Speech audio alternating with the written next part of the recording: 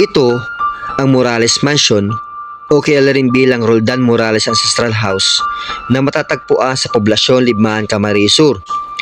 Isa sa pinakasikat, misteryoso at makayasayang istruktura sa bayan. Ang mansyon ay pinatayo noong 1937 ng isang parin sa Reverend Father Mariano Roldan para sa kanyang mga magulang na si Don Francisco Roldan at Doña Agapita Roldan y Mercado. Saan nga ba nakuha ang pangalang Morales?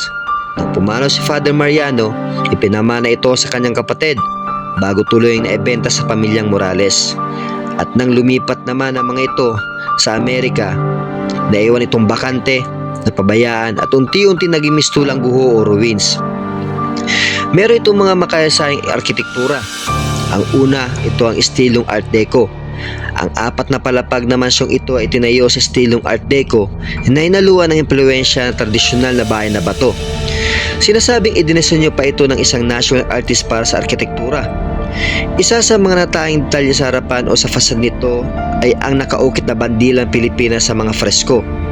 Noong panahon ng Commonwealth, mahigpit na ipinagbabawal ng mga Amerikano at kalaunan ng mga Hapon ang paglaladlad ng watawat, kaya tinuturing itong simbolo ng matapang na paglaban at nasyonalismo ng mga Bicolano.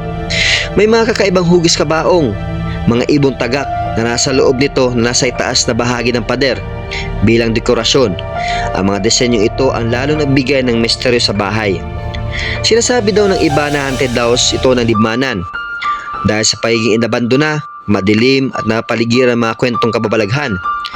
Madalas itong bansagan ng mga dumadaan at mga lokal ng mamaya na bilang isang haunted house.